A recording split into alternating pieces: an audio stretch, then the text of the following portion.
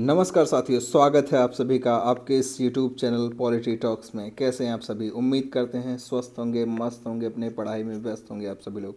साथियों, हम लोग पॉलिटिकल साइंस की सीरीज़ स्टार्ट किए थे और उस सीरीज़ में ही हम लोग बात करने वाले हैं संविधान सभा की आज दूसरी क्लास में, जिसमें हम लोग पिछले क्लास में डिटेल्ड में चर्चा किए थे।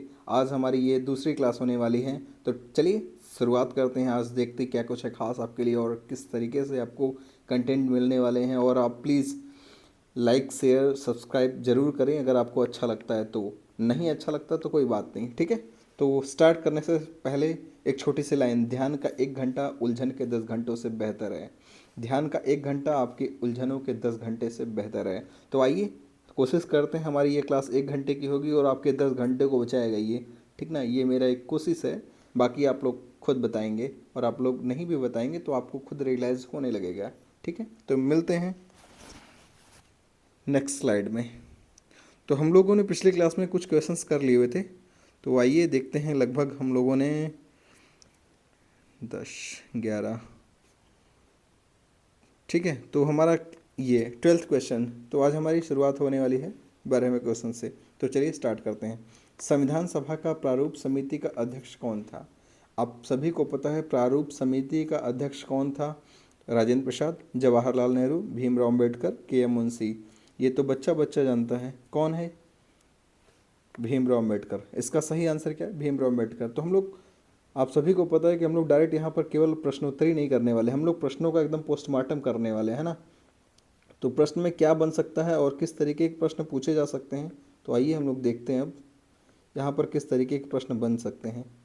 पेन का कलर चेंज कर लें। ओके, स्टार्ट करते हैं। तो देखिए, संविधान सभा की प्रारूप समिति के बारे में आपको पता होगा। हमने पिछली क्लास में देख लिया था प्रारूप समिति का गठन कब हुआ था। बताइए, प्रारूप समिति का गठन 29 अगस्त 1947 को। जी हाँ, वेरी गुड, शुक्रिया। 29 अगस्त 1947 को क्या होता है? प्रारूप समिति का गठन होता है ना। और इसके अध्यक्ष कौन थे? आप सभी को पता होगा प्रारूप समिति के अध्यक्ष कौन है? भीमराव अंबेडकर हैं जी। कब बनते हैं ये अध्यक्ष? 30 अगस्त 1947 को, यानी अगले दिन। आप सभी को पता है। अच्छा, ये पूछा जाए आपसे, प्रारूप समिति का प्रस्ताव किसने पेश किया था? प्रारूप समिति गठन का प्रस्ताव किसने पेश किया था? ये कोई बता सकता है क्या? नहीं, कोई बात नहीं, सत्यनारायण सिन्हा। याद रखिएगा नाम, सत्यनारायण सिन्हा। इन्होंने प्रारूप समिति के संबंध में, गठन के संबंध में प्रस्ताव पेश किया था। कौन है ये? सत्यनारायण सिन्हा। आप सभी को पता है क्या कि इसमें कुल कितने सदस्य हैं? कितने सदस्य हैं? 6+1 यानी 6 सदस्य और एक यानी कौन है वो? अध्यक्ष है, ठीक ना। तो याद रखिएगा ये पॉइंट। और इसके साथ अच्छा ये पूछ लिया जाए आपसे कि बताओ प्रारूप समिति का जो गठन क्यों हुआ था, इसके पीछे कारण क्या थे। आप सभी को पता है भारत की संविधान सभा का पहला प्रारूप, माफ़ करिएगा, भारत के संविधान का पहला प्रारूप किसने तैयार किया था? तो वो थे बेनेगल नरसिंह राव, BN राव, जिनको शॉर्ट फॉर्म में कहते हैं हम लोग, क्या? BN राव। यानी संविधान का पहला प्रारूप तैयार किया था किसने? BN राव। और इसी प्रारूप की समीक्षा करने के लिए या जांच करने के लिए प्रारूप समिति का गठन किया जाता है, जिसके अध्यक्ष कौन बनाए जाते हैं? भीमराव अम्बेडकर। कब बनाए जाते हैं? 30 अगस्त 1947 को, ठीक ना। यानी अगर आपसे पूछा जाए संविधान का पहला प्रारूप किसने तैयार किया था, तो BN राव ने, ठीक ना। तो BN राव। अच्छा, इन्होंने जो प्रारूप तैयार किया था, ये मैं एडिशनल, हालांकि कहीं पूछा नहीं जाएगा लेकिन आपको बता दे रहा हूँ जानकारी के केवल। इन्होंने जो प्रारूप तैयार किया था उसमें 243 अनुच्छेद थे और 13 अनुसूचियाँ थी। इन्होंने जो प्रारूप बनाया था उसमें 243 अनुच्छेद थे और 13 अनुसूचियाँ थी, 13 स्केड्यूल्ड थे, है ना, ठीक है। ये बात आपको याद रखना है। और BN राव के संबंध में और आपको क्या पता है? जैसे आप जानते होंगे BN राव जो है इंटरनेशनल कोर्ट ऑफ जस्टिस यानी अंतर्राष्ट्रीय न्यायालय में ये जज भी रह चुके हैं, ठीक ना। याद रखिएगा। इन्होंने ही वर्मा यानी म्यांमार, वर्मा का संविधान तैयार किया था। वर्मा का संविधान किसने तैयार किया था? तो इन्होंने ही, ठीक ना। आपको पता है ये BN राव जो है ये भारत का संविधान तैयार करने में अवैतनिक रूप से कार्य किए हैं, यानी इन्होंने कोई वेतन नहीं लिया, अवैतनिक रूप से कार्य किया है। बिना वेतन के इन्होंने भारतीय संविधान सभा को बनाया, माफ़ करिएगा, संविधान में सलाहकार के रूप में कार्य किए हैं। ठीक ना, याद रखिएगा ये पॉइंट। अगर आपसे पूछ लिया जाए बी एन राव क्या संविधान सभा के सदस्य थे क्या, जी कोई बता सकता है? बी एन राव संविधान सभा के सदस्य नहीं थे। ये संविधान एस मतलब संविधान सभा है, समझ जाइएगा। क्या ये संविधान सभा के सदस्य नहीं थे? जी हाँ, ये संविधान सभा के सदस्य नहीं थे। एक बात और एडिशनल पॉइंट आप जरूर याद रखिएगा, इसमें कलर चेंज कर दें। क्या केवल यही एकमात्र थे ऐसे जो संविधान सभा में भाग नहीं लिए थे या संविधान सभा के सदस्य नहीं थे? तो याद रखिएगा इसके अलावा भी कुछ लोग हैं जो संविधान सभा के सदस्य नहीं थे, जिनमें गांधी जी को प्रमुखता से लिया जाता है। उसके साथ साथ तेज बहादुर सप्रू, आपने नाम सुना होगा जरूर से, तेज बहादुर सप्रू।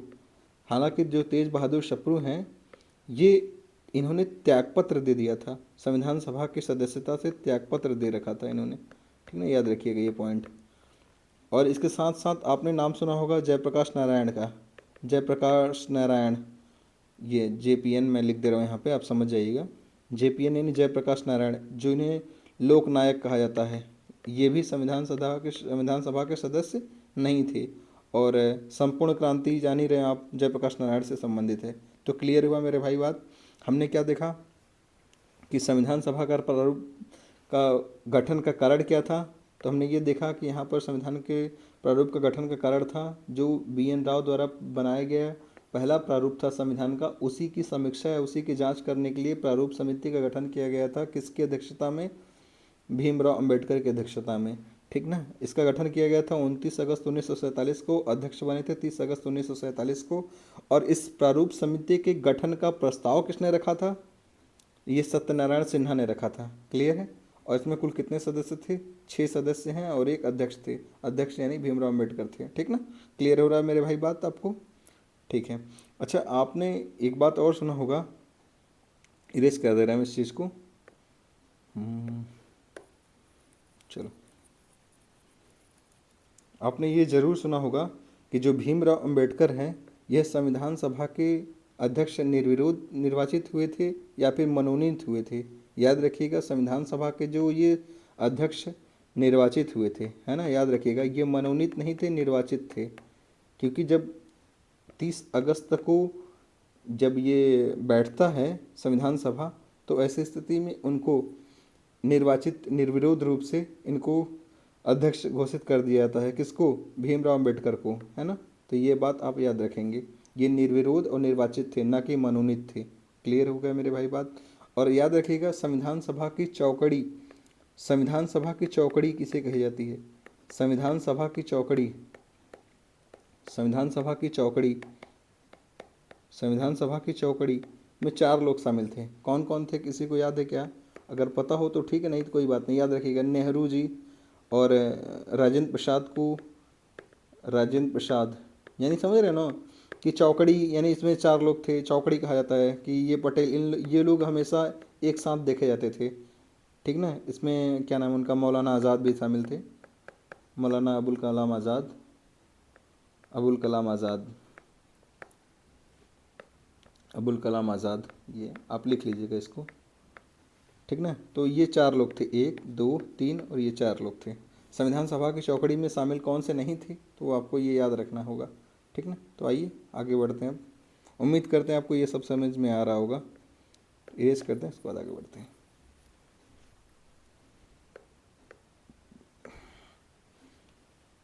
अगला क्वेश्चन क्या है कि निम्नलिखित में से कौन संविधान के प्रारूप समिति के सदस्य थे?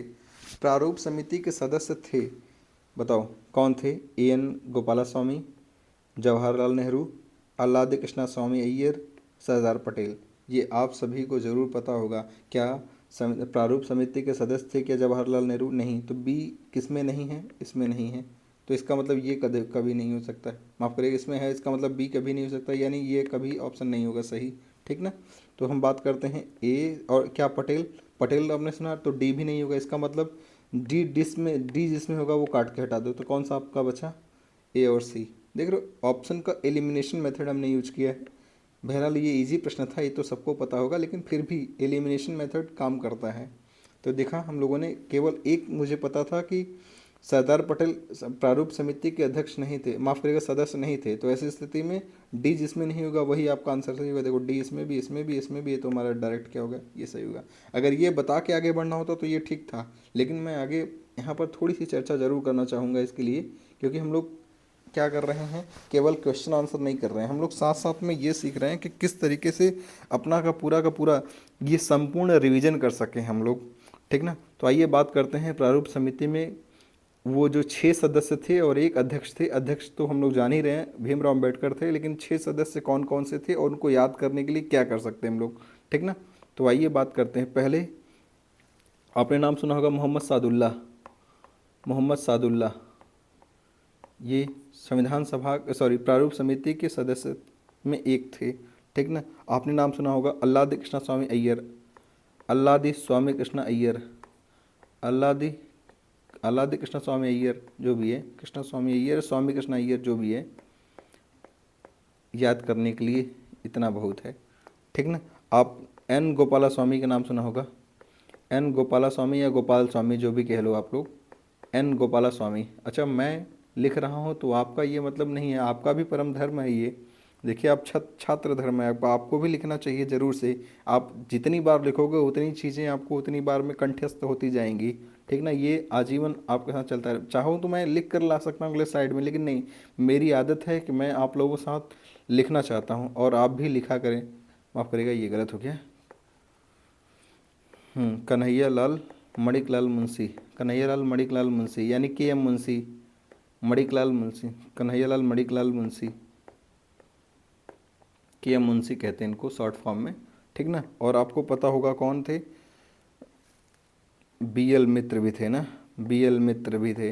बी एल मित्र के साथ साथ एक और थे, क्या नाम उनका, जो निधन हो गया था उनका, डी पी खेतान, ठीक ना, डी पी खेतान। अच्छा इनके निधन होने के बाद कौन आया था, किसी को पता है क्या? यानी ये इनका जब निधन हो जाता है तो इनके स्थान पे कौन आते हैं? T T Krishnamachari. Good, T T Krishnamachari आते हैं कि वी टी कृष्णामाचारी? देखो ये सवाल थोड़ा बढ़िया है ये। टी टी कृष्णामाचारी आते हैं या वी टी? याद रखिएगा वी टी नहीं है, ठीक ना, वी टी नहीं है। कौन थे? टी टी कृष्णामाचारी थे। ये मोस्ट इंपॉर्टेंट पॉइंट है। क्यों वी टी नहीं थे? रीज़न है ना, आप सभी को पता होगा। वी टी जो थे, ये वी टी कृष्णामाचारी ये संविधान सभा के उपाध्यक्ष थे। ये संविधान सभा के उपाध्यक्ष थे। आप कहोगे सर हमने तो एच सी मुखर्जी नाम सुना है। एच सी मुखर्जी नाम सुना था संविधान सभा के उपाध्यक्ष के रूप में।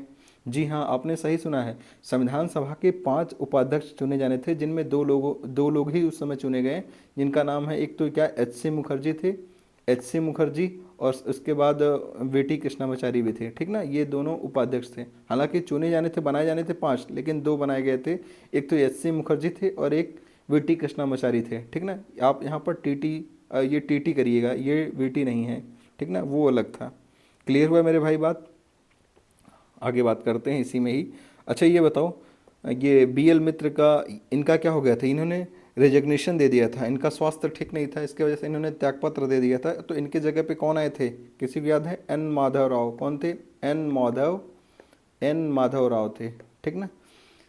तो देखो 6 लोग हो गए ना, यानी एक अध्यक्ष और 6 सदस्य, ठीक ना।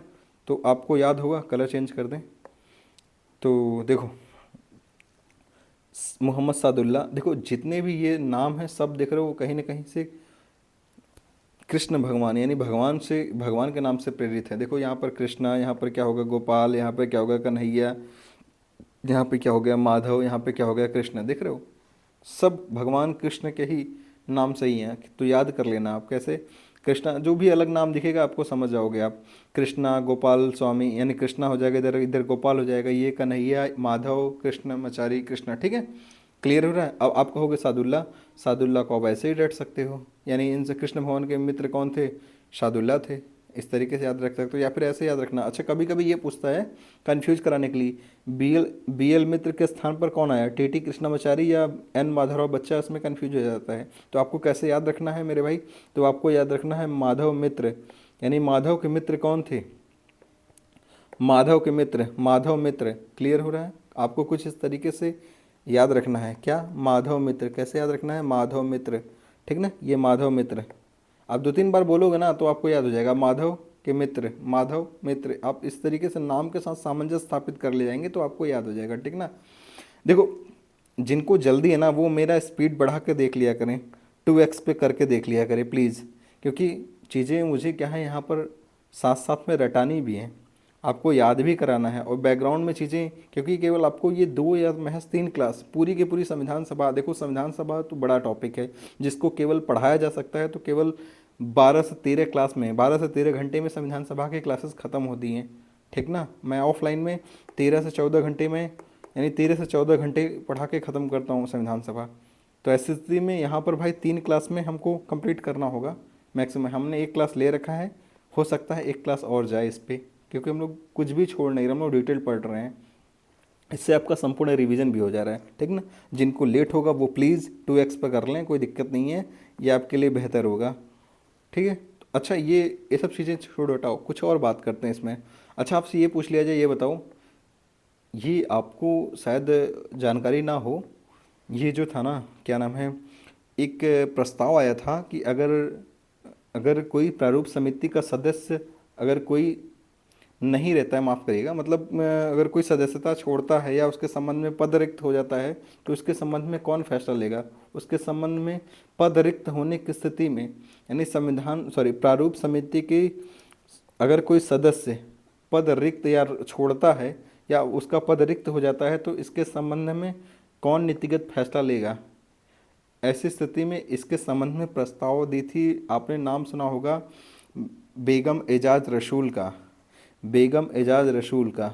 बेगम एजाज रसूल एकमात्र मुस्लिम महिला जो कि संविधान सभा में थी, एकमात्र मुस्लिम महिला बेगम एजाज रसूल, क्या नाम है इनका, बेगम एजाज रसूल थी ये, ठीक ना। इन्होंने ही ऐसा प्रस्ताव करा था कि यदि संविधान की प्रारूप समिति थी, इस प्रारूप समिति का कोई सदस्य या कोई पद रिक्त होता है, तो ऐसी स्थिति में इसके संबंध में कोई नीतिगत निर्णय कौन लेगा, तो संविधान सभा का अध्यक्ष लेगा। यानी अध्यक्ष कौन थे, आप सभी को पता है कौन थे, राजेंद्र प्रसाद थे, ठीक ना।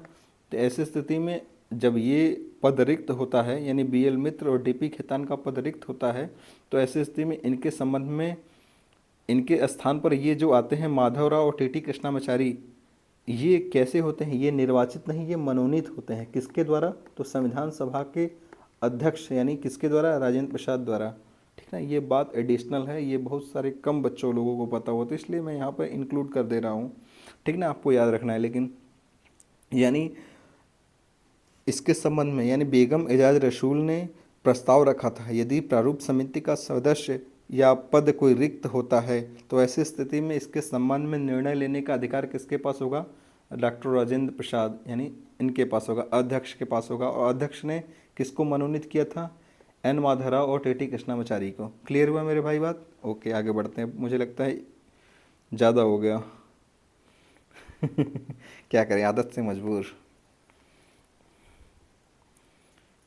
मैं तो आदत से मजबूर, ठीक है।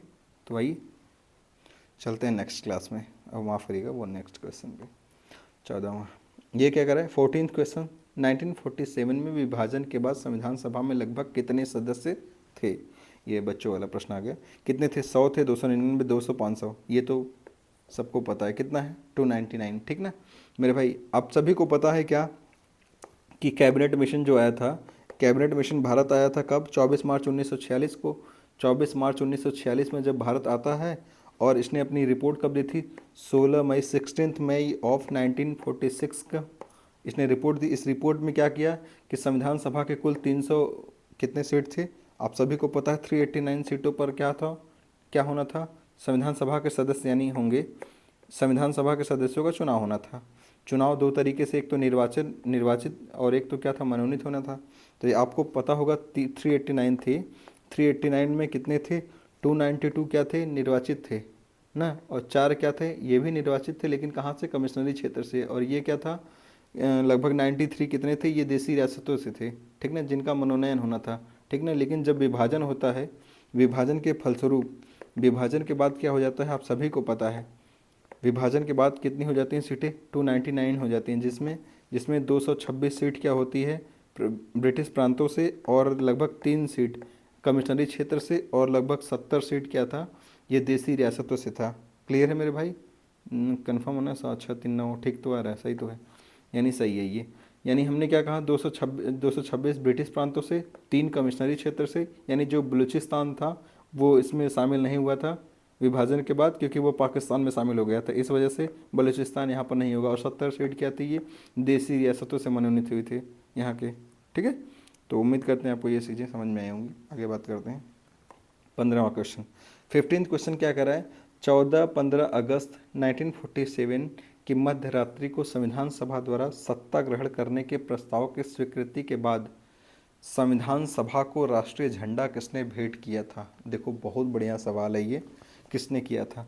सरोजिनी नायडू ने, राजकुमारी अमृता कौर ने, सुचेता कृपलानी ने, हंसा मेहता ने। देखो कितना बढ़िया सवाल है। यानी क्या कह रहा है, आप सभी को याद होगा भारत को स्वतंत्रता कब मिलती है, 14-15 रात्रि अगस्त 1947 को, यानी आज़ादी की जस्ट रात में उसी दिन रात्रि को क्या होता है, एक विशेष अधिवेशन बुलाया जाता है, संविधान सभा की विशेष अधिवेशन बुलाई जाती है। किसके द्वारा उसकी अध्यक्षता की जाती है, जवाहरलाल नेहरू के द्वारा। अब जवाहरलाल नेहरू क्या करते हैं, इसमें भाषण देते हैं। वो इनका जो भाषण है ना, उस दिन का जो भाषण है इनका, 14-15 अगस्त मध्य रात्रि को, इस भाषण को क्या कहा जाता है, ट्रिस्ट विद डेस्टिनी। इसको कहते हैं ट्रिस्ट विद डेस्टिनी। माफ़ करिएगा, यहाँ पे मुझे लिख देना चाहिए, क्योंकि आप लोग लिख लीजिए, ट्रिस्ट विद डेस्टिनी। क्या नाम है उसका, tourist with destiny, tourist with destiny. ये भाषण जो है अमर हो चुका, क्योंकि ये कब दिया गया था, ये दिया गया था 14-15 अगस्त को मध्य रात्रि, आज़ादी से ठीक, आज़ादी जिस दिन मिलनी तो ठीक पहले संविधान सभा का विशेष सत्र आयोजित किया गया था, जिसमें पंडित जवाहरलाल नेहरू क्या करते हैं, भाषण देते हैं, जिसका नाम क्या है, उस भाषण को संबोधित करते हुए कहा जाता है इसे ट्रस्ट विद डेस्टिनी, जिसको हिंदी में कहते हैं भाग्य वधु से चिर प्रतीक्षित भेंट। भाग्य वधु से चिर प्रतीक्षित भेंट, है ना। ये क्या है, देखो ये भाषण था, इन भाषण को कहा जाता है, इस नाम से पुकारा जाता है। ठीक ना। आप ये सब चीज़ें कहाँ पढ़ोगे, तो आपने अगर एनसीईआरटी की पढ़ा होगा, एनसीईआरटी, एनसीईआरटी आप 12th की उठाओगे ना, तो 12th की एनसीईआरटी में आप जरूर पढ़ने को मिलेगा। ये आपका पहला चैप्टर है, ये स्वतंत्र भारत में राजनीति जो बुक है उसका जो पहला चैप्टर है, राष्ट्र निर्माण की चुनौतियाँ, राष्ट्र निर्माण की चुनौतियों के संबंध में आप ये चीज़ें वहाँ पर पाने वाले हो, है ना। तो आपने अगर एनसीईआरटी पढ़ा होगा तो आपने जरूर ये चीज़ें पाई होंगी। तो देखो एनसीईआरटी से कितना बढ़िया प्रश्न बना है ये, ठीक ना। तो और उसी भाषण के बाद, जस्ट उसी भाषण के बाद जो है हंसा मेहता जी क्या करते हैं, उठते हैं और इन्होंने संविधान सभा के अध्यक्ष को यानी एक क्या दिया, भेंट के रूप में झंडा देते हैं।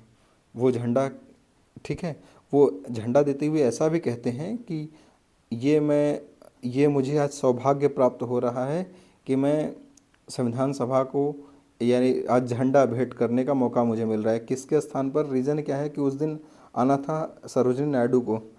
सरोजिनी नायडू की अनुपस्थिति के कारण हंसा मेहता को ऐसा सौभाग्य मिलता है। और ये इन्होंने अपने उद्बोधन में ऐसा कहा भी कि शायद सरोजिनी नायडू आज अगर यहाँ होती तो मुझे ये अवसर न प्राप्त होता।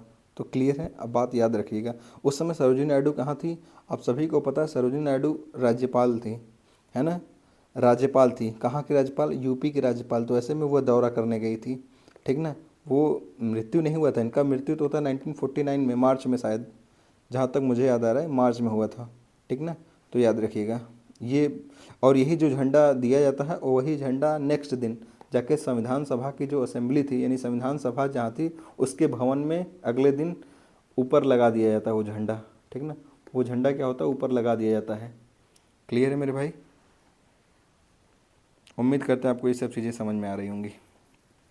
थोड़ी चीज़ें ज़्यादा हो जा रही हैं लेकिन कोई बात नहीं, आपके लिए कहानी ये आपको इसलिए याद रखेगा ये चीज़ें, ठीक ना। तो आगे बढ़ते हैं और बात यहाँ पर आ गई है सरोजिनी नायडू की। तो सरोजिनी नायडू के बारे में थोड़ा सा जान जाइए आप लोग। सरोजिनी नायडू को ये सभी जानते हैं, स्वर कोकिला, स्वर कोकिला, सरोजिनी नायडू को स्वर कोकिला कहा जाता है, ठीक ना। लेकिन इनको स्वर कोकिला किसने कहा है, ये आपसे ये पूछ लिया जाए, सरोजिनी नायडू को स्वर कोकिला किसने कहा है, तो याद रखिएगा गांधी जी ने।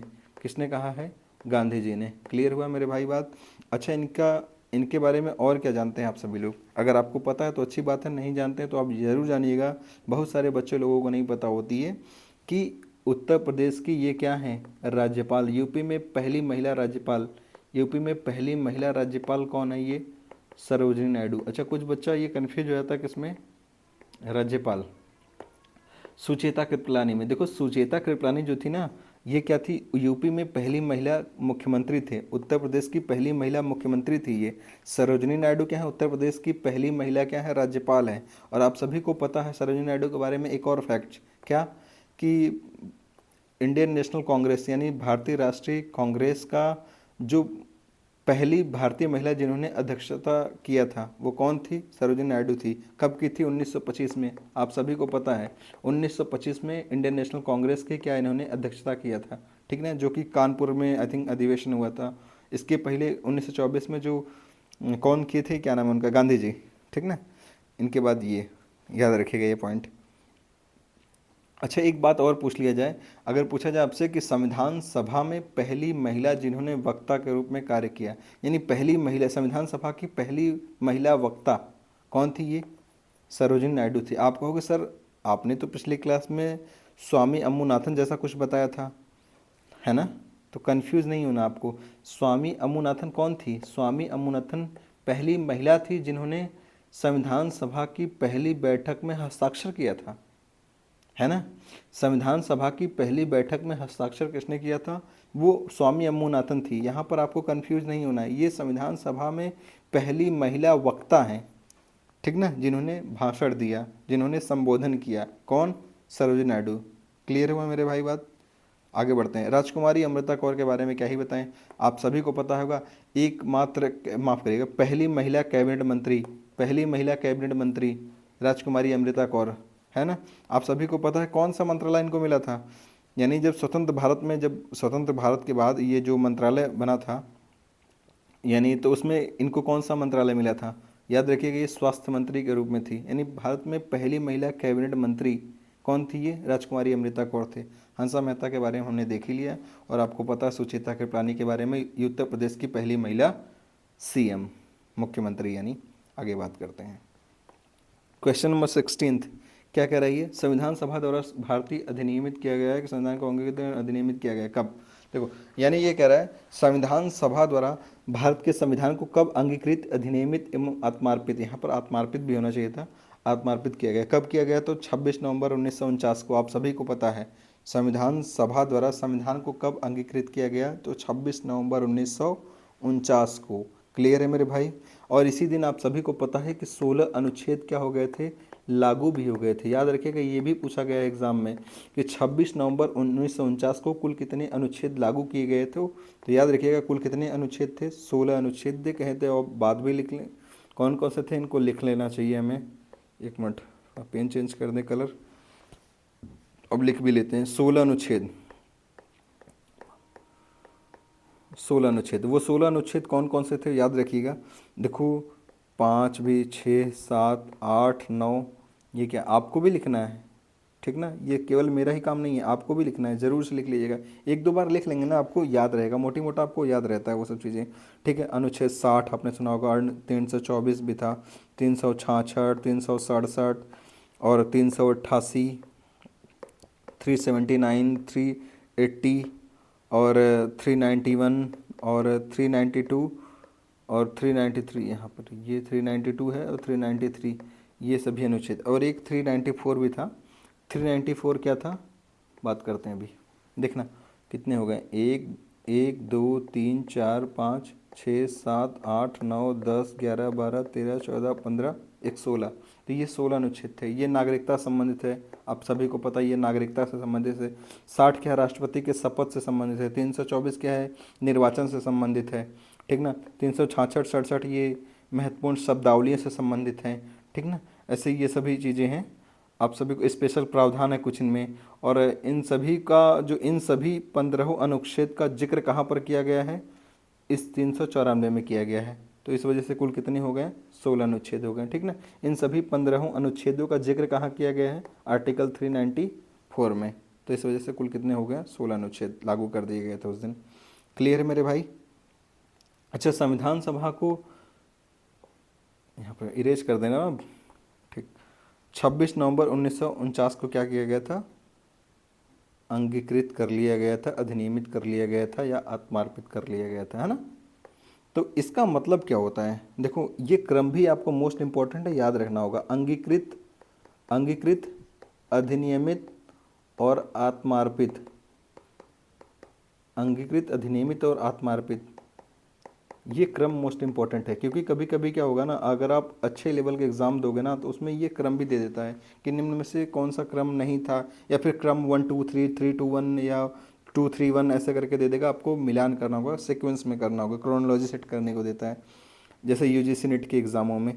तो अंगीकृत का मतलब क्या होता है, आप सभी को पता है, स्वीकार कर लेना, यानी स्वीकार कर लेना। अधिनियमित मतलब लागू कर देना, लागू करने की बात। आत्मार्पित का मतलब स्वयं को सौंप देना, किसके, स्वयं को किसको, संविधान को, स्वयं को सौंप देना, है ना, स्वयं को सौंप देना, यानी ये भारत की जनता, देखो सौंपना, यानी हम भारत के लोग भारत को संपूर्ण प्रभुत्व संपन्न, आपने प्रस्तावना सुना होगा ना, तो प्रस्तावना अगर आप पढ़ लेंगे तो भारतीय संविधान का मूल या मर्म समझ में आ जाएगा आपको, वो क्या है, संविधान कहना क्या चाह रहा है और क्यों है वो, ठीक ना। तो ये बात याद रखिएगा। आगे बढ़ते हैं साथियों। पता है आप लोगों को कि ये सब चीज़ें ज़्यादा हो जा रही हैं, लेकिन ज़रूरी है मुझे लगता है बताना, इसलिए मैं यहाँ पर रुक कर थोड़ा सा एक्सप्लेन कर देना चाह रहा हूँ। बात करते हैं 17th क्वेश्चन, क्या करा है, स्वतंत्रता प्राप्ति के बाद भारत सरकार ने निज़ाम के हैदराबाद राज्य को निम्नलिखित में से किस कार्यवाही द्वारा अधिकार में लिया था, ये बताओ। ये तो बढ़िया सवाल है। हैदराबाद निज़ाम, आपको पता, हैदराबाद सैनिक कार्यवाही द्वारा किया गया था, सैनिक कार्यवाही द्वारा, ठीक ना। सैनिक कार्यवाही द्वारा हैदराबाद को भारत का, भारत के मतलब भारत में विलय कर लिया गया था, ठीक ना। तो हम बात कर लेते हैं, ये बताओ रियासतों के एकीकरण के संबंध में कुछ चीज़ें ये बताओ हमें आप, कि रियासतों का एकीकरण जो था, इनका क्रम पूछ लेता है कभी कभी।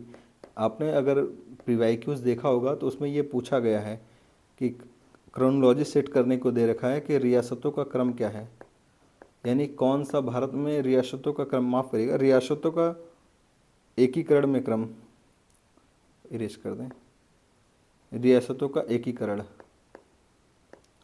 देखना रियासतों का एकीकरण, यानी रियासतों का एकीकरण कैसे हुआ था, तो ये पॉइंट हमको लिख लेना है और जानना है ये। तो आइए देखते हैं, रियासतों के एकीकरण में आप सभी को पता है पहला क्या था, त्रावणकोर था। क्या था, त्रावणकोर। पेन ज़्यादा पतला हो गया क्या, थोड़ा सा मोटा कर देते हैं, ठीक है। अब तो बताओ, ठीक है, त्रावणकोर था। त्रावणकोर कब था, आप सभी को याद रखिएगा, त्रावणकोर था 30 जुलाई 1947 को, 30 जुलाई 1947 को। यहाँ के दीवान कौन थे, तो सीपी रामास्वामी, सीपी रामास्वामी जो थे दीवान थे यहाँ के, ठीक ना। तो पहला कौन सा देसी रियासत था जिनका एकीकरण किया गया, वो त्रावणकोर था। त्रावणकोर केरल, कर्नाटका, तमिलनाडु में इसका, ये इसका विस्तार क्षेत्र था, तो याद रखिएगा। दूसरा कौन सा था, तो याद रखिएगा भोपाल। भोपाल को भारत में कब विलय किया गया, 14 अगस्त 1947 को, 14 अगस्त 1947 को। आप सभी को पता है भोपाल के जो उस समय निज़ाम थे, तो नवाब हमीदुल्ला खां थे। कौन थे, नवाब हमीदुल्ला खान, नवाब हमीदुल्ला खान, ठीक ना। आप लोग लिख लीजिएगा यहाँ पर, नवाब हमीदुल्ला खान, ठीक है। और तीसरा रियासत कौन सा था, तो जूनागढ़, याद रखिएगा, मोस्ट इम्पोर्टेंट पॉइंट, जूनागढ़ था। जूनागढ़, जूनागढ़, जूनागढ़ कब था ये 20 फरवरी 1948 को था, 20 फरवरी 1948 को, 1948 को। यहाँ पे जन्म संग्रह कराकर इसको शामिल, देखो ये पूछा जाता है कभी कभी कि किस रियासत को जन्म संग्रह संग्रह द्वारा भारत में विलय किया गया था, तो कौन सा था, जूनागढ़। जैसे जूनागढ़ जैसे जन्म संग्रह, जैसे जूनागढ़ जैसे जन्म संग्रह, ठीक ना, याद रखिएगा ये। जूनागढ़ के बाद कौन सा था, हैदराबाद। हैदराबाद, हैदराबाद को पुलिस कार्रवाई द्वारा, आप सभी को पता है मीर उस्मान अली था। यहाँ पर मीर उस्मान अली, देखो कहानी बताने को बड़ा मज़ेदार कहानी है इसकी। ये अपनी बेगम तक को छोड़ जाता है यहाँ पर, इसकी बेगम को भी यहाँ पर छोड़ देता है, ठीक ना। एक अपना वो जो डॉगी था, डॉगी को लेकर चला जाता है, लेकिन अपने वो इसका जो कुत्ता था उसको पाला हुआ कुत्ते को लेकर चला जाता है, लेकिन अपनी पत्नियों को, अपनी बेगमों को यहीं पर छोड़ देता है और भाग कर चला जाता है कहाँ पर, पाकिस्तान में, ठीक ना। तो ये हैदराबाद, हैदराबाद का निज़ाम कौन था, मीर उस्मान अली। देखो कहानी बड़ी मज़ेदार है इसकी, लेकिन यहाँ पर चर्चा नहीं की जा सकती है। इसको कब विलय किया गया था, 13 सितंबर 1948, 13 सितंबर 1948, ठीक ना। और किस ऑपरेशन पोलो याद है ना, कौन सा ये था, ऑपरेशन पोलो था। अब पोलो याद रखना, क्योंकि हैदराबाद जो है ना, ये हैदराबाद में पोलो ग्राउंड ज़्यादा होने के कारण ऑपरेशन पोलो नाम दिया गया था इसका। पोलो एक खेल होता है, गेम होता है, ठीक है। और उसी उसी में यहाँ पे यानी मतलब पोलो का ग्राउंड ज़्यादा था हैदराबाद में, जिसकी वजह से पोलो ये ऑपरेशन चलाया गया, ठीक ना, सैन्य कार्रवाई थी। आगे बात करते हैं, पांचवा कौन था, जम्मू कश्मीर। जम्मू कश्मीर के राजा कौन थे, हरि सिंह, ठीक ना, राजा हरि सिंह। आपने ये कहानी तो ज़रूर सुना होगा। यानी ये क्रम याद रखना, देखो ये मुझे बताने का उद्देश्य क्या है, यहाँ पर आपको क्रम याद रखना है, ठीक ना। ये 26 अक्टूबर 1947 को, 26 अक्टूबर 1947 को यह है इंस्ट्रूमेंट ऑफ एक्सेशन द्वारा ये जम्मू कश्मीर को भारत में विलय कर लिया गया था। एक और यही, ये आपको याद होगा, मणिपुर कब किया गया, तो 1949 में। ये देखो पूछा गया है कि मणिपुर के उस समय राजा कौन थे, तो राजा बोधचंद्र सिंह थे। कौन थे, राजा बोधचंद्र सिंह, ठीक ना। ये क्रम भी याद रखना है मेरे भाई आप सभी को। तो क्लियर है। तो यानी देशी रियासतों के एकीकरण में पहला कौन सा था, रियासत त्रावणकोर था, जिसको भारत में विलय कर लिया गया कब, 30 जुलाई 1947 को। सीपी रामास्वामी थे उस समय, है ना। भोपाल दूसरा था रियासत जिसको भारत में शामिल कर लिया गया 14 अगस्त 1947 को, नवाब हमदुल्ला थे। जून तीसरा क्या था, जूनागढ़ को जनमत संग्रह द्वारा भारत में विलय कर लिया गया। चौथा कौन था, हैदराबाद के उस समय वो मीर उस्मान निज़ाम थे, और 13 सितंबर 1948 को ऑपरेशन पोलो द्वारा सैन्य कार्रवाई द्वारा भारत में इसको क्या कर दिया गया, शामिल कर लिया गया, विलय कर लिया गया हैदराबाद का, ठीक ना। और वहीं पर पांचवा क्या है, जम्मू कश्मीर, राजा हरि सिंह जो थे 26 अक्टूबर 1947 को इंस्ट्रूमेंट ऑफ एक्सेशन पर साइन करते हैं और भारत में जम्मू कश्मीर का विलय हो जाता है। और लास्ट है मणिपुर, जो कि 1949 को बोधचंद्र सिंह यहाँ के महाराजा थे और इन्होंने ये विलय कर दिया, ठीक ना। तो याद रखना आपको, ये क्रम याद रखना है आपको, ठीक ना। त्रावणकोर के बाद भोपाल, जूनागढ़, हैदराबाद, जम्मू कश्मीर, मणिपुर के भी ये क्रम पूछा गया है अभी किसी हाल ही के एग्ज़ाम में, ठीक ना। तो मुझे लगा कि ये क्रम आप सभी को ज़रूर बताना चाहिए। तो उम्मीद करते हैं आपको अच्छा लग रहा होगा कंटेंट, ठीक है साथियों। आप सभी प्लीज़ ज़रूर बताइए करिए, कमेंट ज़रूर किया करें, क्योंकि अच्छा लगता है, उससे हौसला बढ़ता है कि नहीं आप लोगों को कुछ मिल रहा है नया, ठीक है। 18वां क्वेश्चन क्या है, संविधान सभा समिति एक तरफ दे रखा है और एक तरफ क्या दे रखा है, अध्यक्ष। यहाँ पर सभापति होना चाहिए था। देखो हमने पहले ही क्लास में शायद बताया हुआ था आप लोगों को, अध्यक्ष शब्द केवल राजेंद्र प्रसाद के लिए, संविधान सभा के जो अध्यक्ष थे उनके लिए ये रूढ़ कर दिया गया था, ठीक ना, वो उनके लिए रखा गया था। जिस तरीके से इम्पीचमेंट जो शब्द है ये केवल महाभियोग का शब्द जो है राष्ट्रपति संबंधित है, उसी तरीके से जो अध्यक्ष था, अध्यक्ष का पद है, यानी अध्यक्ष जो यह नाम है, यह केवल राजेंद्र प्रसाद जी के लिए रखा गया था। और बाकी समितियों का क्या होंगे, सभापति कहा जाएगा, कोई भी समिति का सभापति कहा जाएगा, ठीक ना, अध्यक्ष नहीं। ये ऐसा कहा गया था, ऐसे ही यहाँ क्वेश्चन नहीं बनेगा आपसे, लेकिन पता होना चाहिए आपको। देखो मूल अधिकार की बात करेंगे, आप सभी को पता है मूल अधिकार की बात ये क्या है, भीमराव अम्बेडकर, जवाहरलाल नेहरू हैं, ये के.एम. मुंशी हैं, ये सरदार वल्लभ भाई पटेल हैं, ठीक ना, ठीक है। भीमराव अम्बेडकर हैं, जवाहरलाल नेहरू हैं, के.एम. मुंशी हैं, कन्हैयालाल मणिकलाल मुंशी और सरदार वल्लभ भाई पटेल हैं, ठीक ना। तो अब बताना है आपको, तो अब बताइए कौन सा मूल अधिकार कौन थे, मूल अधिकार कौन थे, सरदार वल्लभ भाई पटेल, वेरी गुड। मूल अधिकार संबंधी समिति के अध्यक्ष कौन थे, सरदार वल्लभ भाई पटेल थे। तो यानी ए का 4 देखो किसमें किसमें है, ए का 4 इसमें नहीं है, ए का 4 इसमें नहीं है, ए का 4 इसमें नहीं है, तो यानी क्या होगा, देखो ऑप्शन एलिमिनेशन मेथड हमारा काम करके हमको कोई और देखना नहीं पड़ा, लेकिन फिर भी हम देखेंगे ज़रूर। कार्य संचालन की बात करेंगे तो कौन था ये, माफ़ करिएगा, कार्य संचालन के.एम. मुंशी थे। आप कहोगे सर हमने तो पढ़ा है राजेंद्र प्रसाद, जी हाँ आपने पढ़ा है तो सही पढ़ा है, लेकिन वो क्या था, वो नियम प्रक्रिया संचालन समिति थी, वो नियम प्रक्रिया संचालन समिति थी।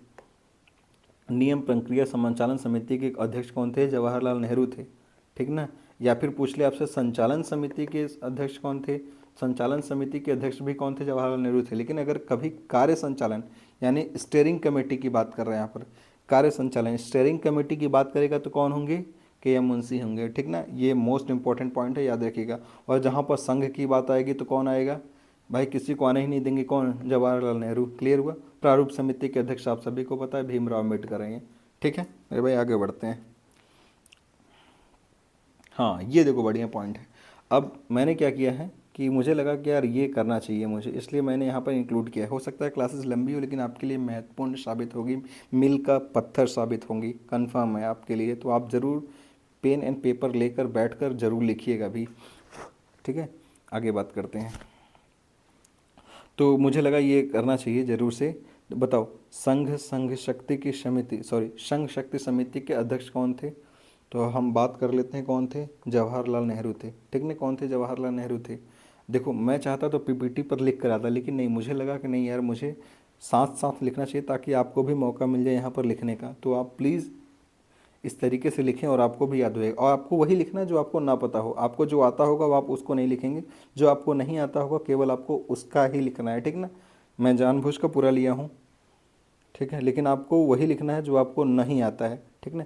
यहाँ पर संघीय संविधान की बात करेंगे, अगर कभी भी संघीय संविधान की बात करेगा तो हमने क्या किया अभी जस्ट, जवाहरलाल नेहरू। यहाँ पर प्रांतों की बात करेगा तो कौन आएगा, आप सभी को पता है। प्रांत की बात करेंगे सरदार वल्लभ भाई पटेल होंगे ये, ठीक ना। यहाँ पर प्रारूप समिति की बात करेंगे तो कौन हो जाएंगे, भीमराव अम्बेडकर होंगे, ठीक ना। यहाँ पर क्या बात कर रहे हैं, मौलिक अधिकार एवं अल्पसंख्यक परामर्श समिति की बात कर रहा है तो कौन होंगे, सरदार वल्लभ भाई पटेल होंगे, है ना। यहाँ पर बात कर रहा है मौलिक अधिकार उप समिति की बात कर रहा है, मौलिक अधिकार उप समिति की बात करेगा तो कौन इसके अध्यक्ष होंगे, याद रखिएगा जेबी कृपलानी थे, जेबी कृपलानी, ठीक ना, याद रखिएगा जेबी कृपलानी। यहाँ पर अल्पसंख्यक उप समिति के अध्यक्ष अगर पूछा जाए तो कौन होंगे, राजेंद्र प्रसाद होंगे। कौन होंगे, राजेंद्र प्रसाद, डॉक्टर राजेंद्र प्रसाद होंगे, डॉक्टर राजेंद्र प्रसाद, ठीक ना। यहाँ पर ये कुछ इस तरीके से मैं शॉर्ट फॉर्म में लिख रहा हूँ, एब्रीवेशन फॉर्म में, आप भी चाहो तो आप इस तरीके से लिख सकते हो, ठीक ना।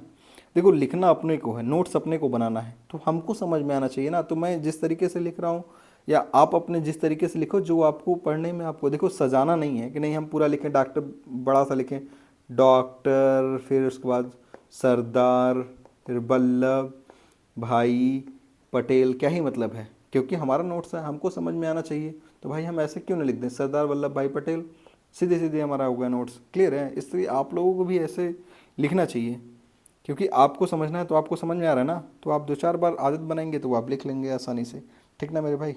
हमने क्या किया, अल्पसंख्यक समिति के अध्यक्ष किसने, अल्पसंख्यक समिति के अध्यक्ष कौन थे, डॉक्टर राजेंद्र प्रसाद। यहाँ पर बात कर रहे हैं प्रक्रिया, वही नियम प्रक्रिया समिति के अध्यक्ष कौन थे, डॉक्टर राजेंद्र प्रसाद। हमने बात किया यहाँ पर। देखो नियम प्रक्रिया समिति के बारे में बात करें तो नियम प्रक्रिया समिति जो संविधान सभा की जब गठन होता है 9 दिसंबर, उसके बाद 10 दिसंबर यानी तीसरी बैठक यानी 11 दिसंबर, नियम प्रक्रिया समिति जो है ये 11 दिसंबर का इसका गठन किया था। यानी संविधान सभा की पहली समिति कौन सी थी, तो यही नियम प्रक्रिया समिति ही थी।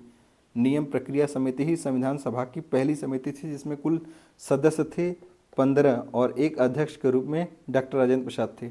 इन 15 में केवल एक महिला थी, ठीक ना। उन 15 में केवल एक महिला थी जो कि बहुत इंपॉर्टेंट है, उनका नाम है दुर्गाबाई, जी दुर्गाबाई, ठीक ना। आगे प्रश्न भी बना है इससे, मैंने उसको लिया है, तो आप जरूर इस चीज़ को याद रखेंगे। अच्छा, राज्यों के लिए, राज्यों की बात कौन करता है, आप सभी को पता है। राज्यों के लिए कौन आएंगे, जवाहरलाल नेहरू आएंगे। संचालन समिति की बात अभी जस्ट हमने देखा, कौन है, डॉक्टर राजेंद्र प्रसाद होंगे, ठीक ना। यहाँ पर राष्ट्रीय ध्वज या झंडा समिति की जस्ट हमने पहले जानते हैं हम लोग, कौन, झंडा समिति राजेंद्र प्रसाद, कौन होंगे, राजेंद्र प्रसाद होंगे, ठीक ना। यहाँ पे आवास सदन समिति की बात करेंगे, पट्टाभी सितार मैया, याद रखिएगा ये थोड़ा सा एडिशनल हो जाएगा, पट्टाभी सितार मैया, वही पट्टाभी सितार मैया जिनको वो सुभाष चंद्र बोस जी हरा दिए गए, ठीक ना, पट्टाभी सितार मैया थे, ठीक ना। आवास सदन समिति के अध्यक्ष, कार्य संचालन समिति यानी वही स्टीयरिंग कमेटी, अभी जो इसके पहले प्रश्न था, स्टीयरिंग कमेटी के अध्यक्ष, समिति के अध्यक्ष कौन थे, कन्हैयालाल मणिकलाल मुंशी, के एम मुंशी थे, ठीक ना। यहाँ पर बात कर रहे हैं हम लोग क्या, मौलिक अधिकार अल्पसंख्यक एवं जनजातियों तथा बहिष्कृत क्षेत्रों के लिए सलाहकार समिति के रूप में सरदार वल्लभ भाई पटेल थे, ठीक ना। वित्त एवं कर्मचारी समिति के अध्यक्ष थे डॉक्टर राजेंद्र प्रसाद, ठीक ना। ये मुझे ज़रूर कराना था, क्योंकि आपको इससे याद हो जाएगा मेरे भाई। चाहता तो मैं देखो लिख कर ले आता, लेकिन मैं आप लोगों के साथ लिख रहा हूँ तो आपको भी लिखना चाहिए, मुझे लगता है। ठीक है, तो आगे बात करते हैं हम लोग।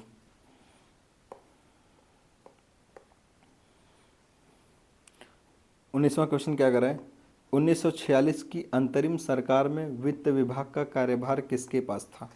देखो बहुत बढ़िया सवाल है। 1946 की जो अंतरिम सरकार थी, उस अंतरिम सरकार में वित्त विभाग किसके पास था। जॉन मथाई के पास था, लियाकत अली के पास था, जगजीवन राम, आसफ अली, अरुणा आसफ अली, बताओ किसके पास था। किसके पास था, लियाकत अली खान के पास था।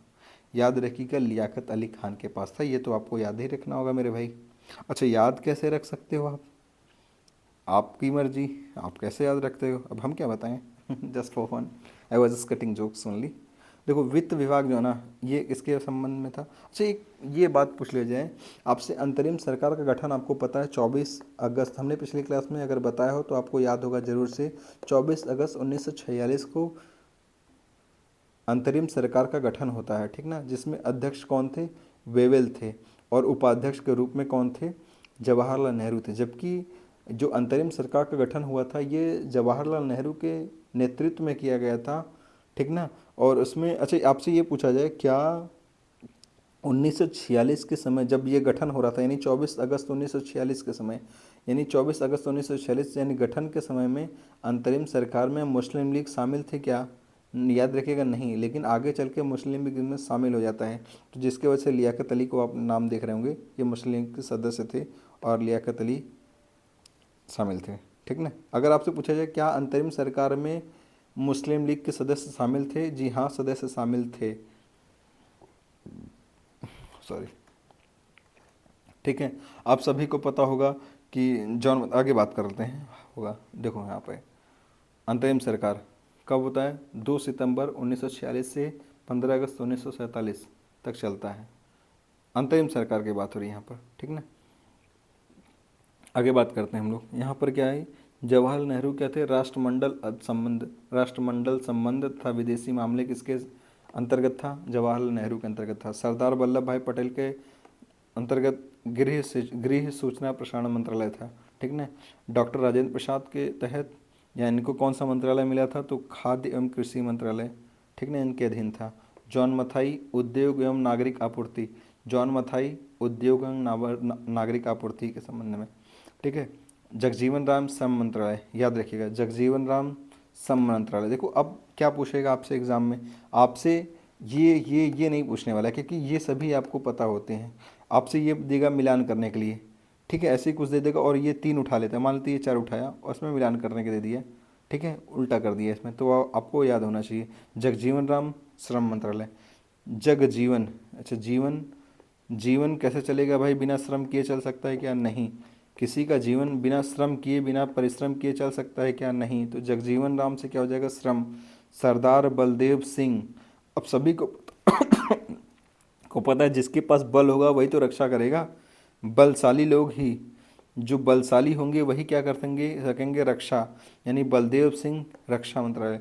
लियाकत अली, लियाकत अली वित्त मंत्रालय, जस्ट हमने पहले देखा, लियाकत अली, लियाकत अली, ठीक ना। जोगेंद्र नाथ मंडल कानूनी मंत्री, ये देखो कानून मंत्रालय, यानी आपको विधि मंत्री के रूप में अंतरिम सरकार में जोगेंद्र नाथ मंडल थे। देखो ये पूछा गया है, कौन सा एग्ज़ाम था, मैंने एक बार एग्ज़ाम दे रखा था, उसमें ये पूछा था कि अंतरिम सरकार में रक्षा मंत्रालय कौन थे, तो इस तरीके से याद कर लीजिएगा आप लोग। सरदार बलदेव सिंह, मेरा वो सवाल गलत हो गया था तो वैसे ही बता दे रहा हूँ, आपको ये याद रखिएगा, सरदार बलदेव सिंह रक्षा मंत्रालय। देखो यहाँ पर आमतौर पर बच्चे क्या मारेंगे, अंतरिम सरकार में विधि मंत्रालय किसके अधीन था, तो सभी बच्चा लोग मारेगा भीमराव अम्बेडकर के बारे में, ठीक ना, ये इनको मारेगा, लेकिन नहीं, कौन थे, जोगेंद्र नाथ मंडल थे। और स्वास्थ्य मंत्रालय किसके संबंध में था, गजनफर अली खान के ये था, इसके नेतृत्व में स्वास्थ्य मंत्रालय दिखा क्या काम किया जा रहा था। याद रखिएगा यही जब स्वतंत्रता बाद, यानी स्वतंत्रता प्राप्त के बाद जो कैबिनेट मंत्रालय गठन हुआ था, तो उसमें स्वास्थ्य मंत्री के रूप में कौन हो जाएंगी, राजकुमारी अमृता कौर हो जाएंगी, और यहाँ पे कानून मंत्री के संबंध में कौन आ जाते हैं, क्या नाम है, भीमराव अम्बेडकर हो जाएंगे, ठीक ना। ये कब होगा? ये अंतरिम सरकार नहीं, स्वतंत्रता प्राप्ति के बाद जो कैबिनेट मंत्रालय का गठन होगा उसकी बात कर रहे हैं हम। आगे बात करते हैं। 20वां क्वेश्चन क्या कह रहा है? 1946 में बनी अंतरिम सरकार में निम्न में से कौन सदस्य नहीं था? बताओ। 1946 में जो अंतरिम सरकार बनी थी, अभी जस्ट हमने पहले बात किया था कि जिसमें कह रहा था, क्या हमने बात किया कि मुस्लिम लीग सदस्य था कि नहीं था? जी था। तो यहाँ पर क्या कर रहा है, बनी अंतरिम सरकार में निम्न से कौन सदस्य नहीं था? मोहम्मद अली जिन्ना सदस्य थे क्या? जी नहीं। याद रखिएगा, मोहम्मद अली जिन्ना सदस्य नहीं थे। आप कहोगे सर कि मुस्लिम लीग के सदस्य तो थे शामिल में, तो मुस्लिम लीग के सदस्य शामिल थे ना, लेकिन जिन्ना थोड़ी ना थे उसमें शामिल। तो हो सकता है मुस्लिम लीग के सदस्य जिन्ना भी रहे हों क्या, थे ही, लेकिन ये जरूरी नहीं है कि कैबिनेट में शामिल होंगे। इन्होंने उस मंत्रालय में शामिल नहीं हुआ था, ठीक ना, याद रखिएगा, मोहम्मद अली जिन्ना उसमें शामिल नहीं थे, ये सभी शामिल थे। आगे बात करते हैं। 21 नंबर, स्वतंत्र भारत के प्रथम विधि मंत्री कौन थे? वही बात, यानी स्वतंत्रता पश्चात जो भारत का कैबिनेट गठन हुआ किया गया था, उसमें मंत्रिमंडल में विधि मंत्रालय किसके हाथ में था? तो ये आप सभी को जस्ट पता है, क्या? भीमराव अम्बेडकर के हाथ में था। हम बात करेंगे 22वां क्वेश्चन। 22वां क्वेश्चन क्या कह रहा है मेरे भाई? 26 नवंबर 1949 को भारत के संविधान सभा के कितने सदस्यों ने संविधान पर हस्ताक्षर किए? बताओ कितने किए थे? 284 लोगों ने किए थे, याद है ना? आप सभी को पता है 284 लोगों ने हस्ताक्षर करा था। 26 नवंबर 1949 के बारे में आप सभी को पता है कि संविधान सभा की पहली बैठक होती है 9 दिसंबर 1946 को, और संविधान सभा की अंतिम बैठक जिस दिन क्या होता है, संविधान बनकर तैयार हो जाता है, वो कौन सी बैठक थी? 26 नवंबर 1949 को, ठीक ना। और यही इन दोनों डेट्स का अगर टाइम लाइन देखा जाएगा तो कितने आएंगे? 2 वर्ष 11 माह 18 दिन, यानी ये संविधान बनकर तैयार हो गया था 2 वर्ष 11 माह 18 दिन में, ठीक ना। और यहीं पे बात कर रहा है उस दिन जब बनकर ये तैयार हो गया, किस दिन? 26 नवंबर 1949 को। तो उस पर कुल कितने लोगों ने हस्ताक्षर किया था? 284 लोगों ने हस्ताक्षर किया था। कुल 3 प्रतियां थीं, इन 3 प्रतियों पर सभी लोगों ने हस्ताक्षर किया था, ठीक ना। उन तीनों प्रतियों पर सभी ने हस्ताक्षर किया, 284 लोगों ने, जिसमें पहला हस्ताक्षर किया था जवाहरलाल नेहरू ने। याद रखिएगा, मोस्ट इंपॉर्टेंट पॉइंट, संविधान सभा द्वारा जब 26 नवंबर 1949 को संविधान का वो निर्माण हो जाता है, तो ऐसे स्थिति में सबसे पहले हस्ताक्षर कौन करते हैं? तो जवाहरलाल नेहरू करते हैं, है ना। क्लियर हुआ मेरे भाई बात? याद रखिएगा। और आपको पता होना चाहिए 26 नवंबर 1949 के दिन क्या है, इस दिन भाषण भी देते हैं राजेंद्र प्रसाद। राजेंद्र प्रसाद जब भाषण देते हैं, अपने भाषण में कहते हैं, उद्बोधन यानी अपने उद्घोषण भाषण में कहते हैं कि 22 नवंबर तक, 22 नवंबर 1949 तक इन्होंने ये भाषण में अपने अपने उद्बोधन में कहा कि 63,96,729 रुपये खर्च हुए हैं आज तक में, यानी 22 नवंबर 1949 तक संविधान बनने में कुल खर्चा कितना हुआ था? 63,96,729 रुपया, ठीक ना। इन्होंने अपने भाषण में ही ये बात कही थी, ठीक ना। आप सभी को पता है 26 नवंबर क्या है? 26 नवंबर को विधि दिवस के रूप में मनाया जाता है, विधि दिवस के रूप में। अच्छा, कोई बता सकता है क्या यह विधि दिवस के रूप में कब से मनाया जाने लगा? यानी 26 नवंबर को विधि दिवस के रूप में मनाया जाता है, लेकिन कब से? याद रखिएगा 215 यानी 2015 से, 2015 से। जो आपको पता होगा भीमराव अंबेडकर की 125वीं वर्षगांठ थी, उसी से, उसी के समय में या उसी के उपलक्ष्य में 26 नवंबर को विधि दिवस के रूप में मनाया जा रहा है, ठीक ना मेरे भाई। एडिशनल पॉइंट था, ऐसे बता दिया। बात करते हैं आगे।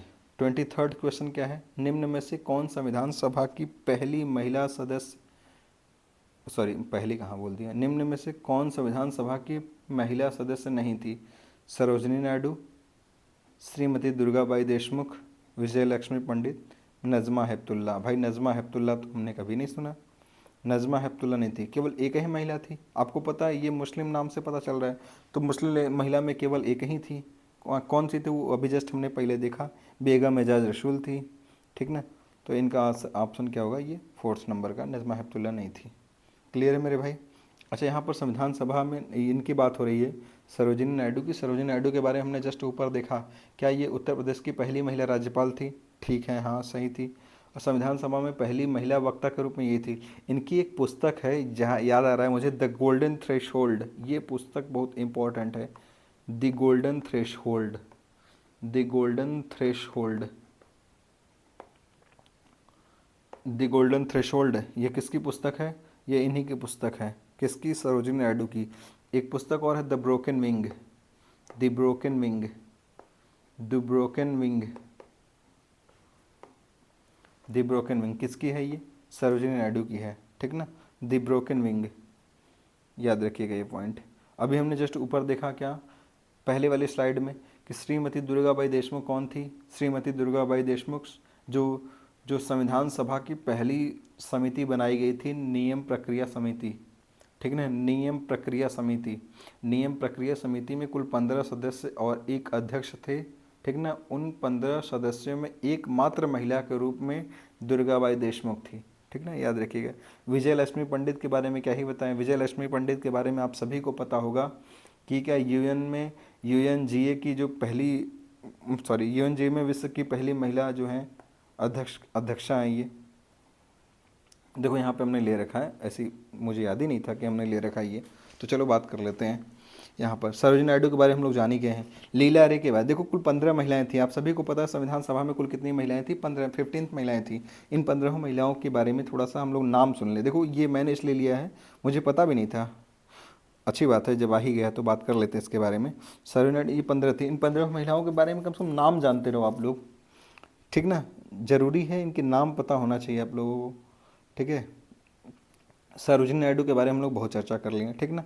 आपको पता होगा दूसरा क्या है? लीला रे। लीला रे के बारे में आप क्या जानते हैं? आपको पता होना चाहिए संविधान सभा में पश्चिम बंगाल से, यानी पश्चिम बंगाल से एकमात्र महिला थी ये, लीला रे। लीला रे संविधान सभा की एकमात्र महिला पश्चिम बंगाल से जो की थी।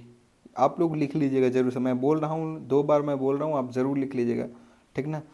संविधान सभा में एकमात्र पश्चिम बंगाल या फिर कह लो बंगाल से एकमात्र महिला कौन थी?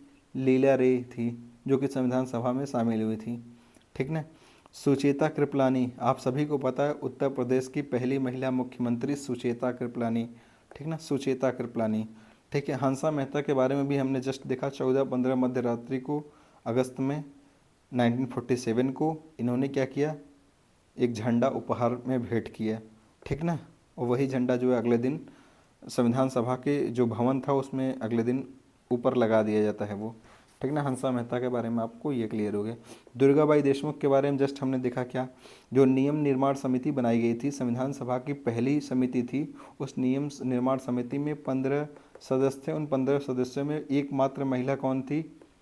ठीक ना, दुर्गाबाई देशमुख थी। अम्मू स्वामीनाथन के बारे में हम जानते हैं क्या? पिछले क्लास में हम लोगों ने देखा था। अम्मू स्वामीनाथन एक पहली महिला, माफ़ करिएगा, पहली बैठक में वो पहली महिला जिन्होंने संविधान पहली बैठक में हस्ताक्षर किया था, ठीक ना।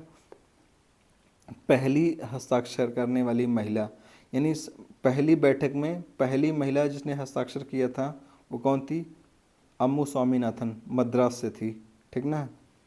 और ये क्या है? दक्षयानी वेलायुधन, दक्षयानी वेलायुधन, दक्षयानी वेलायुधन, याद रखिएगा, ये नाम याद रखिएगा, मोस्ट इम्पॉर्टेंट है। क्या नाम है? दक्षयानी वेलायुधन, ठीक है। संविधान सभा में एकमात्र दलित महिला, संविधान सभा में एकमात्र दलित महिला है। बहरहाल इन सब महिलाओं के लिए, इन माफ़ करिएगा, इन सब महिलाओं के लिए, ये इन सब पुरुषों को या महिलाओं का जो योगदान जिस तरीके से भारतीय संविधान में रहा है, उनके लिए ये दलित शब्द यूज कर लेना, ये इनकी तौहीन करता है इनके योगदान को। इसलिए ऐसा तो मुझे नहीं कहना चाहिए, लेकिन बहरहाल पूछा जाता है ये सब कि पहली महिला दलित कौन थी। आप बताइए ना, कहाँ तक उचित है किसी इनका जो योगदान, आप उनके योगदान की तरफ नहीं जा रहे हो, आप उनके दलित होने की वजह से इनको योगदान में शामिल कर रहे हो। भाई ऐसे कह देने से इनकी प्रासंगिकता पर सवाल उठ सकते हैं ना, इसलिए ऐसा नहीं करना चाहिए लोगों को। बहरहाल ये मेरे विचार हो सकते हैं, लेकिन किसी महिला को इस तरीके से दलित, या महिला हो या पुरुष हो, दलित कहकर ऐसा कहना ये उचित नहीं है, ठीक है। इसकी प्रासंगिकता पर सवाल उठ सकता है ऐसे में, इसलिए इनका जो योगदान है वह आजीवन अमर और अनगिनत काल तक ये याद किया जाएगा, ठीक है ना। दक्षिणानी वेलायुधन, याद रखिएगा। हालांकि मालती चौधरी आपने नाम सुना होगा ज़रूर से, अगर हिस्ट्री में आप थोड़ा बहुत जानते होंगे। मालती चौधरी को गांधी जी कहते थे क्या? टोफनी। याद है किसी को? गांधी जी इन्हें टोफनी कहा करते थे। और इन्हें ही वो क्या नाम है, रविन्द्रनाथ टैगोर इनको क्या कहते थे? वो मीनू, मीनू, ठीक ना, याद रखिएगा। ऐसे ये मैं क्यों बता रहा हूँ, ये एग्जाम में पूछेगा नहीं, लेकिन आपको ये याद करने के लिए, ताकि आप कोरिलेट कर पाओ, सामंजस्य स्थापित कर पाओ, ठीक ना, स्कीमा बना पाओ, इसलिए ये मैं यहाँ पर बता रहा हूँ, चर्चा कर दे रहा हूँ मालती चौधरी के बारे में। और ये दक्षानी वेलायुधन के बारे में ऐसा कुछ पूछा नहीं जाएगा, ठीक ना।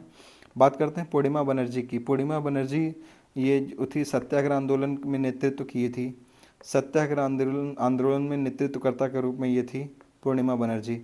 विजय लक्ष्मी पंडित के बारे में आप सभी को पता होना चाहिए। विजय लक्ष्मी पंडित जो हैं ये क्या नाम है यार इनका, यूएनजीए यानी यूनाइटेड नेशंस यानी संयुक्त राष्ट्र महासभा जो था, इस संयुक्त राष्ट्र महासभा में अध्यक्षता करने वाली पहली महिला, ठीक ना, यही थी विजय लक्ष्मी पंडित। याद रखिएगा, ये एडिशनल पॉइंट है ये। कमला चौधरी के बारे में आपको क्या ही बताया जाए, इनके बारे में मुझे खास याद नहीं आ रहा है कुछ। राजकुमारी अमृता कौर, यानी याद रखिएगा इनके बारे में। हमने क्या कहा अभी कि स्वतंत्र भारत के बाद जो कैबिनेट गठित की गई थी, मंत्रिमंडल गठित किया गया था, उसमें एकमात्र महिला या फिर कह लें पहली महिला जो मंत्री बनाई गई थी, ठीक ना, वो कौन थी? राजकुमारी अमृता कौर थी। और ये कौन सा मंत्रालय इनको मिला था? तो स्वास्थ्य विभाग मिला था, ठीक ना, याद रखिएगा, इंपॉर्टेंट पॉइंट है। अब बात करते हैं रेणुका रे के बारे में। ये रेणुका रे को आपको ज़रूर याद रखना चाहिए। रेणुका रे की कौन थी? ये महिलाओं को जो पैतृक संपत्ति में हक दिलाने के लिए सबसे पहले इन्होंने आवाज़ उठाया था संविधान सभा में। संविधान सभा में इन्होंने इस बात को लेकर बहस किया था, यानी महिलाओं को भी जो पैतृक संपत्ति होती है उसमें महिलाओं का भी अधिकार होना चाहिए, इसके संबंध में इन्होंने आवाज़ उठाई थी, ठीक ना, याद रखिए, इसके पक्षधर थी ये। बेगम एजाज रसूल के बारे में हम जानते हैं क्या चीज़? बेगम एजाज रसूल एकमात्र महिला जो मुस्लिम थी संविधान सभा में, ये बस इतना याद रखिएगा आप। एनी मस्करेनी, ये मोस्ट इम्पॉर्टेंट है। एनी मस्करेनी के बारे में आपको क्या याद रखना है कि देसी रियासतों से एकमात्र महिला जो प्रतिनिधित्व की थी, यानी देसी रियासतों से एकमात्र महिला जिन्होंने प्रतिनिधित्व किया था, कौन थी वो? एनी मस्करेनी थी। यानी सबके बारे में लगभग हम लोग थोड़ी सी चीज़ें देख ली हैं।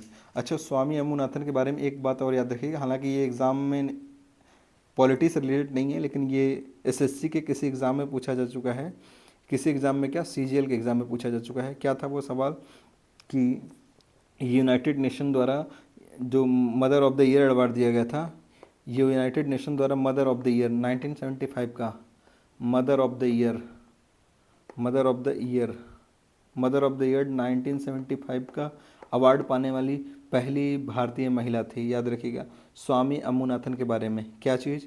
यूनाइटेड नेशंस द्वारा mother of the year award पाने वाली पहली भारतीय महिला थी। कब मिला था इनको? 1975 में। मोस्ट इम्पॉर्टेंट पॉइंट, हालांकि ये पॉलिटी से रिलेटेड नहीं था, फिर भी मैंने बता दिया आपको। आगे बढ़ते हैं। 24th क्वेश्चन क्या कह रहा है? निम्नलिखित में से कौन सी महिला भारत के संविधान सभा में देसी रियासतों की महिला प्रतिनिधि थी? बताओ। अम्मू स्वामीनाथन। अच्छा, देसी रियासतों की बात कर रहा है यहाँ पर। देखो, अभी जस्ट हमने पिछले क्लास में देखा, माफ करिएगा पिछले स्लाइड में ही, कौन थी? एनी मस्करेनी थी, ठीक ना। अब जल्दी जल्दी थोड़ा देखते हैं। निम्नलिखित में से कौन सा संविधान की प्रारूप समिति का सदस्य नहीं था? बताओ कौन नहीं था?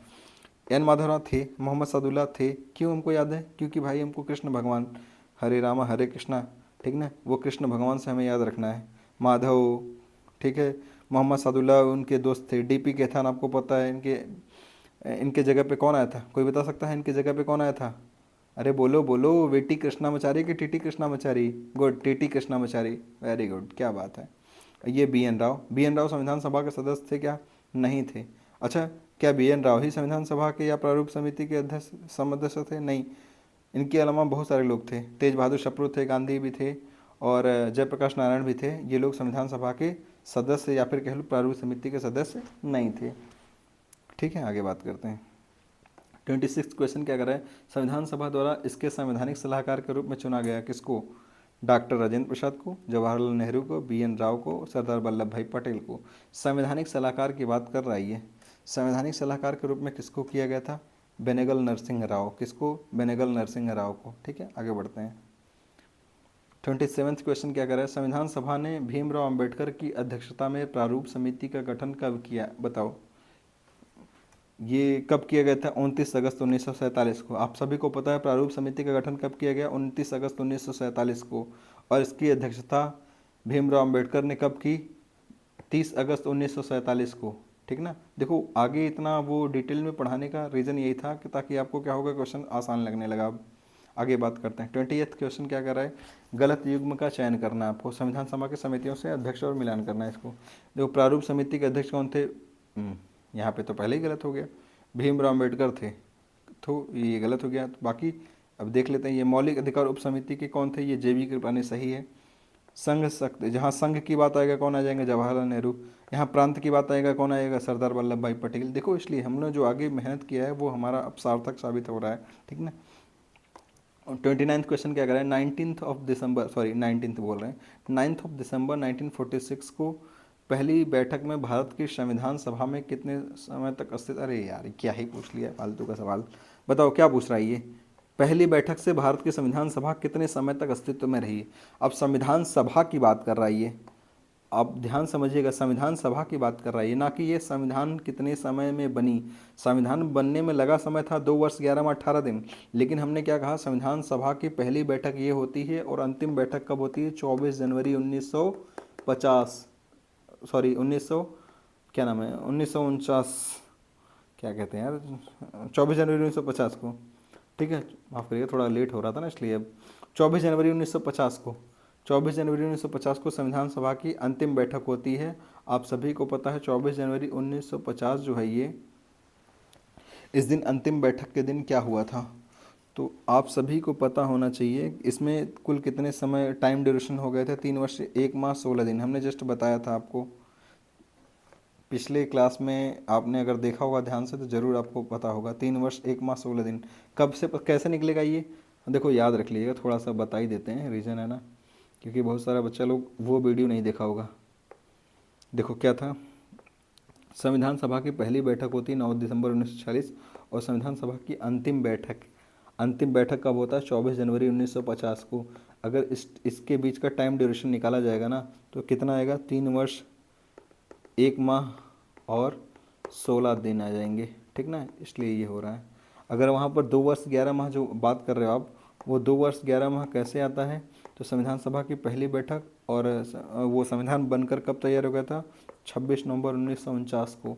तो इस वजह से यहाँ पर कितना दिन आता है, 2 वर्ष 11 माह 18 दिन, 11 माह 18 दिन। ठीक ना मेरे भाई, उम्मीद करते हैं आपको ये सब चीज़ें समझ में आ रही होंगी। आगे बढ़ते हैं अब।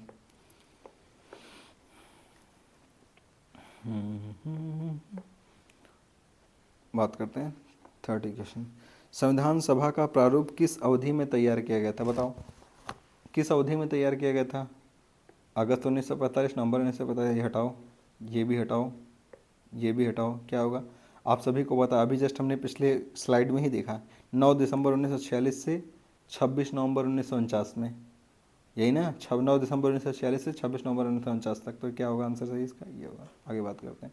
31वां क्वेश्चन क्या कराइए, निम्नांकित में से कौन सा युग्म राज्य का नाम, सदस्यों की संख्या जिन्होंने 9 दिसंबर 1946 को संविधान सभा के रजिस्टर में हस्ताक्षर किए नहीं थे, बताओ कौन सम्मिलित नहीं है, बात कर रही है। यानी ये कहना चाह रहा है कि देखो ये क्वेश्चन मैंने इसलिए लिया, देखो हालांकि ऐसे प्रश्न नहीं बनेंगे आपके एग्ज़ाम में, लेकिन मैंने ये प्रश्न लेने का कारण ये था कि आपको मैं आगे एडिशनल चीज़ें कुछ बता सकूं। जैसे संविधान सभा में हमने याद करो पहली बैठक में सबसे ज़्यादा किस प्रांत से लोग शामिल हुए थे, तो याद रखिएगा कौन सा प्रांत था, वो मद्रास प्रांत था। मद्रास प्रांत में 39 लोगों में से 43 लोग शामिल हुए थे, यानी 49 लोगों में से 43 लोग शामिल हुए थे मद्रास प्रांत से। ठीक ना, संविधान सभा की पहली बैठक के दिन। ठीक ना, तो सबसे अगर पूछा जाए संविधान सभा की पहली बैठक में किस प्रांत से लोग आए थे, तो याद रखिएगा मद्रास प्रांत से। कितने लोग थे, 43 लोग थे, कितने में से, 49 लोगों में से। ठीक ना मेरे भाई, ये पॉइंट याद रखिएगा। यहाँ पर क्या होगा, ये देखो यहाँ पर 11 नहीं 12 थे, याद रखिएगा। ये पंजाब से 11 नहीं 12 थे, संयुक्त प्रांत से 42 थे, बम्बई से 19 थे, बंगाल से 25 थे, लेकिन ये गलत है, सम्मिलित नहीं। यहाँ पर क्या होना चाहिए, 12 होना चाहिए, इसलिए ये इसका आंसर क्या होगा, ये होगा। ठीक ना, याद रखिएगा। संयुक्त प्रांत से, क्योंकि हम लोग क्या हैं, यूपी, संयुक्त प्रांत मतलब यूपी, तो इसलिए यूपी का पता होना चाहिए, क्योंकि आपको पता आयोग परीक्षा लेगा तो ऐसे कुछ पूछ सकता है भाई, क्या ही पता है मुझे। 32 क्वेश्चन क्या कर रहा है, संविधान सभा की महत्वपूर्ण समितियों के बारे में निम्नलिखित में से कौन सा कथन गलत है। सरदार पटेल संघ, अच्छा संघ की बात करती है, ये बताओ संघ की बात जब भी करेगा तो कौन आएगा, जवाहरलाल नेहरू, तो यानी क्या होगा, ये गलत होगा। बाकी क्या है, हमने जस्ट ऊपर पर देखा क्या, जो कार्य संचालन था, संचालन समिति, कार्य संचालन के स्टेयरिंग कमेटी के कौन थे, के एम मुंशी थे। जवाहरलाल नेहरू संघ, संघ की बात कौन करेगा, ये करेंगे। संघ की शक्तियों की समिति में 9 सदस्य थे, हालांकि कहीं कहीं पर 22 सदस्य ऐसा कुछ भी मिलता है, लेकिन याद रखिएगा आप लोग 9 थे। आगे बात करते हैं 33, निम्नांकित में से कौन भारत के संविधान सभा की नियम समिति का सदस्य नहीं रहा। देखो ये सवाल तो बहुत ज़्यादा टफ हो जाएगा, इतना डिटेल नहीं पूछने वाला है। ये राजस्थान की कोई परीक्षा थी, उसमें पूछे गए प्रश्न है ये। इसमें कौन सा था, ये दीवान चमनलाल थे, ये नहीं थे, यानी सदस्य, इसका आंसर ये होगा, ये नहीं थे। बाकी ये लोग थे, ये भी थे, ये भी थे। ठीक है, आगे बात करते हैं। 34 क्वेश्चन क्या है, निम्नांकित में से कौन सी पुस्तक के लेखक भीमराव अम्बेडकर नहीं है। We people, the problem of the rupee, Pakistan, of the partition of India, the Buddha and his Dhamma. देखो इसका आंसर क्या होगा, वी पीपुल होगा। बाकी ये सब क्या हैं, ये सभी इनकी पुस्तकें हैं। बात करते हैं 35 क्वेश्चन के, निम्न में से किस टीकाकार ने कहा कि अपना संविधान बनाते समय भारतीयों ने नियति के साथ साक्षात्कार में कोई चूक नहीं की। नियति के साथ कोई साक्षात्कार में चूक नहीं की है, क्या बात है, ये अच्छा कमेंट इन्होंने किया है। कौन थी ये, ग्रेनविल ऑस्टिन किए थे, ये ग्रेनविल ऑस्टिन, ठीक ना।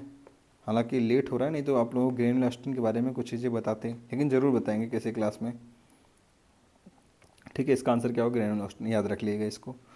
36 क्वेश्चन क्या कर रहा है, संविधान सभा कांग्रेस थी और कांग्रेस ही भारत था, ये भी किसने कहा है, माफ़ करिएगा, कहाँ गया, ये ग्रेनविल ऑस्टिन ने कहा है, ग्रेनविल ऑस्टिन कहे हैं, ठीक ना।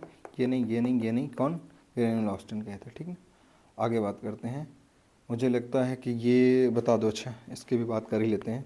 संविधान सभा के पहले उपाध्यक्ष कौन थे, बताओ कौन थे, एच.सी. मुखर्जी थे। तो देखो पहले एच.सी. मुखर्जी, एक आई भी में किसमें, ए का 4, ए का 4 कौन सा दे रखा है इसमें, क्या ए का 1 है, नहीं, ये नहीं होगा, ये होगा, ये भी नहीं होगा, ये नहीं होगा, यानी क्या होगा, ये हमारा सही होगा, आप देख लीजिएगा।